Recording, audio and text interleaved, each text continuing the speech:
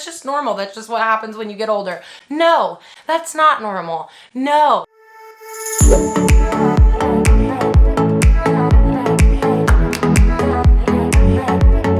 You have to actually start the car before you drive away. Oops. Your beauty distracts me. Okay. It's 91 degrees at 10:50 in the morning in California. California. Cam didn't want to film yesterday because it was so hot. On our way to film another inner strength workout. What'd you do in that corner? You're like a bear in the woods. Don't give away my pee spot. It's my pee spot. That's her peace spot. What I used to keep in, now I'm only letting it go. Finally I'm seeing everything I held up too close. Only to recognize what I've been looking for. It's all a state of mind. Woo! You did it. That was a tough one. It was. And there was flies everywhere. They were like, I hate flies. I know, it was pretty bad. Hey, you did good. It looks great. I surrender. Spiders, tripping. Drama. Whoa. Oh gosh. You okay? Oh, there's a spider. Oh. No, it's going. It thinks it's so sneaky. It was a jumping spider. You know what I love? What do you love? That we're getting brunch after this. Yes. Look at my hair. You can wear my hat. God, please calm the wind down. Please. Go out. It's all a state of mind. I didn't know that everything was broken by design. How beautiful. It's taken me so long to realize. I am so hungry and ready to eat. Perfect post-workout. I know exactly what I'm gonna get. Gluten-free toast with salmon and a poached egg. Get that protein, carbs.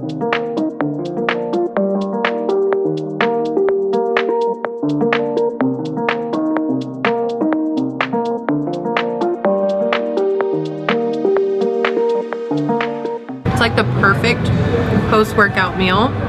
Protein, carbs, the veggies, the arugula. I love arugula, so good. I could literally eat 100 of these. I love smoked salmon, and then with the poached egg, it's like, I should have made a cup of tea. I was looking back on the past few months, and I've changed quite a few things. Can I even talk? Quite a few things in my just health. So this is really cool because this is gonna be like a health reset and the signs that you can use to see if you need a reset and if you are just really running off of stress hormones. That's the thing, I want you to apply this to your own life. Is for me, I have identified these 5 signs, and then I'm gonna share with you the exact things that I've done to fix it, to go better in a different way, to feel healthier. So the first sign that I started experiencing was I was not able to sleep through the night, and that has never been a problem for me. When I really noticed it was getting bad is that I would go to sleep no matter how early or late or whatever, and I could not sleep through the night. I was getting broken sleep, and I was waking up at like 2 in the morning, 3 in the morning. That was the first sign that I was like, I feel a little off. The second sign was that I started having really, and we're just gonna, this isn't TMI, you know, we're friends. So I started having really painful periods, like more than ever before. You can do your own research, but I just started noticing like changes in my cycle basically. And my phone is going off, and I just started noticing things in my cycle that were starting to be different. Is this light flickering? What is it? Hello? Are you flickering? I just started having like abnormally painful periods, and I can never notice it before. I thought that's just normal. It's just normal to have a painful period. It's just normal for it to get worse every month. That's just normal. That's just what happens when you get older. No, that's not normal. No, I say that I learned that that wasn't normal because I learned what a truly healthy cycle is. And then I'm like, yeah, that's not me. And then the third one is I started to be really anxious throughout the day, like more than ever before, like more regularly, I guess you could say. And I would consider myself like a very happy, joyful, kind of hard to make sad person. Not shake off sadness, but I can process things like fairly well, I guess you could say. I would be fine, and then the next second I would just be bawling. Like I would be just crying. You kind of just like know who you are when you're doing well, and then you start to feel like something's off here. Like I'm not usually this easily upset or like this easily rocked, I guess. Now, number 4 is something that's really interesting, but number 4 is I started losing my hunger signals. My hunger signals were like becoming non-existent, and I'm like, okay, that is like not good. It's not normal to like wake up in the morning and like never get hungry ever, like until way later in the day. Sometimes our body's signals, because we've been doing things that were unhealthy, we can then, you know, be listening to our body when our body is in a state of like needing help. Does that make sense? It's normal to wake up and have an appetite. You know, maybe not the minute that you wake up, you don't like open your eyes and you're like, well, I'm so hungry. I mean, if you are, that's really good. Your metabolism is just, that's awesome. But at least within like an hour of waking, like I was having no appetite whatsoever. Number 5 was I started relying on caffeine again to keep me awake throughout the day. I started noticing, I'm like, okay, I have been like I'm not hungry. I'm having really not good cycles anymore. I am literally needing to run off of caffeine, and I can't sleep at night anymore. So I'm like, okay, hit the pause button. So now that we got all those signs out of the way, and if you're like, ooh yeah, I definitely have been feeling one of those or all of those, don't worry. I'm gonna give you the exact things that I've done that you can get inspired by, that you can do in your own life to see if that helps you feel any better. The first thing that you need to realize before we jump into what I did is that when I was studying to get certified as a nutrition coach, is I really realized, and I was reminded again, I guess, of how interconnected your metabolism and your hormones are. They're basically inseparable. Like you can't really have healthy, happy hormones without having a really good metabolism. Most of these things that I'm experiencing are hormonal issues, right? Your cycle is hormonal, your sleep is based on hormones, your energy levels throughout the day, everything's hormones. So I'm like, okay, it all goes down to hormones. This is all connected, so just stay with me here. When I would hear the word metabolism, it was always in the light of looking a certain way. Rev up your metabolism so that you can like lose this amount of weight and do this. The sad thing is that I feel like it's kind of gotten a bad, or maybe not a bad, but just kind of like, you know, because struggling with an eating disorder and just like body image stuff years ago, I just kind of like, I don't know, I kind of stayed away from like rev up and fuel your metabolism language, because I always felt like that was like, that's not my vibe, you know what I mean? Then I realized, I'm like, okay, but what if we just look at this from like a truly healthy standpoint? And so over the summer, I really learned like, yeah, it is so important to have a healthy metabolism, a metabolism that runs in a way that is gonna make you feel good and have energy and sleep well. And of course, that's gonna affect your appearance, but what does it really affect the most? It affects who you are and how you feel, right? I want us to look at the metabolism and your metabolism in the sense of like real true health, and not from the sense of like rev up your metabolism so that you can look this certain way. Like, no. So the first thing that I did was I started making sure that I was eating enough throughout the day. And I know that that can sound overly simplistic. I know it can sound maybe, you know, like, well, duh. Just hear me out for a second, because the reality is that it's really easy to eat something that's like healthy, but it might not have enough energy. So let me put this in perspective. Like a salad is healthy. You know, there's micronutrients, but that's not macronutrients. You're not gonna get, you know, energy from leaves. You know what I mean? You're not going to get energy from a salad. It's a very, and I don't count calories, I don't use, but just for the sake of understanding, it's a very low calorie food. That's not going to, and what does that mean? It doesn't provide a lot of energy. It really provides no energy to your cells at all. So lettuce, leaves, salads are great, but you need, and I've always said this before, but I've been more intentional than I've ever been before, if that makes sense, obviously. So one way that I've really fixed that is making sure that at every single meal I'm having having protein and carbohydrate at every single meal. Your body needs carbohydrates, your body needs protein, your body needs healthy fats, and it needs it throughout the day. Your metabolism, your cells need it to run efficiently and effectively. Number 2 is eating within an hour. Really, I'm doing 30 minutes of waking, and let me explain this. So I feel like I'm not a doctor, so don't come at me. Don't be like, oh my gosh, Cambria, there's blah, blah, blah. I know that there's research out there. I get it. Fasting. I was doing intermittent fasting very regularly, but here's the thing. I started noticing that my hunger levels started dropping off. Now, I think fasting is really great for spiritual reasons, and I know that there are studies to show for health reasons. Will I practice it every now and again? I'm sure I will for like spiritual reasons. But overall, I am not regularly fasting anymore because I was just flat out losing my hunger signals, and that's not healthy. So, and I feel a million times better. So the second thing that I'm doing is eating within 1 hour to 30 minutes to an hour of waking,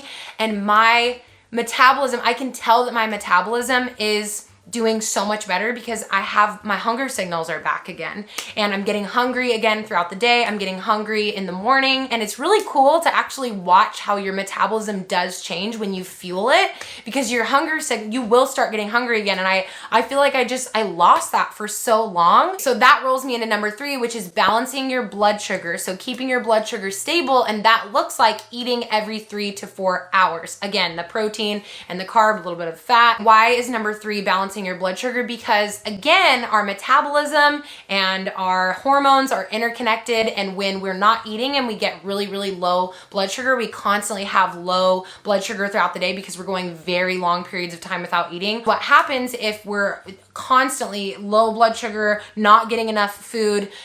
We start to run off of stress hormones, and that is very, very stressful to the body. Obviously, running off of stress hormones, really great understanding, Cambria. But without going into all the detail, because I don't want this video to be a million years long, I didn't realize that those signs that I talked about before, those things were direct symptoms of running off of stress hormones. Number 3 is keeping my blood sugar stable, and that looks like eating throughout the day every 3 to 4 hours so that we're not running off of stress hormones and you feel really good. And I noticed that my moods were not like switching like crazy anymore. Like I just felt so much better and was able to sleep through the night again. Like, yeah, my cycles started doing so much better. Anyway, so, and then the last one, oh my goodness, you guys, this is a true amazing discovery. It is eating before your workouts. There is, and trust me, I have been through everything. I've been in this health and fitness game since 9 years ago, basically. I've heard it all, I've done it all, I've tried it all, and I get it. I totally get it. Like sometimes here's the thing, you feel good when you're running off of stress hormones. Like let's just think about this for a second. Let's just go into a really intense situation. There's a bear running after me right now. I'm gonna get eaten by this bear. My body and God is so amazing that if I step on a pine cone that is extremely pokey, or, let's just say something even worse. I step on some crazy fish hook, okay? And my foot is bleeding, hurting, I'm in pain. Oh my gosh, I'm gonna get eaten by this bear. What's gonna happen? Stress, adrenaline, everything, cortisol, all the things, all of the stress hormones start pumping through my body. I don't get slowed down by this, fish hook pine cone thing that's in my foot. I can keep running away from the bear and not get eaten alive because I have a wonderful thing called stress hormones. However, we don't want to be running off of stress hormones all of the time, every single day, basically choosing to run off of stress hormones without knowing that we are, if that makes sense. So not eating, training, fasted, it's very stressful to the body, because here's the bottom line. Your brain, your body needs glucose. It needs fuel, and that's its fuel, is glucose. We have to be eating carbohydrates. We have to be eating enough energy. I never, ever, ever want to come on here and be like, I have everything figured out. I'm learning, I'm growing, I'm trying new things like you. I want to do what's best for my health. And I think that there's just so much information out there that we don't really know what's right or what's wrong. So we want to listen and try things for ourselves to see what's working. And sometimes it can feel really good in the moment to be, at least for me, this is how I got to where I'm at right now, and sharing this with you is that I didn't realize that I was running off of stress hormones. And for a while it feels good. Again, let's go back to the little running away from the bear story. I'm not really feeling the pain that's in my foot. You know what I'm saying? I'm just like, I basically have no pain in my foot because I have these wonderful stress hormones pumping through my body so that I can escape the bear. But then what happens?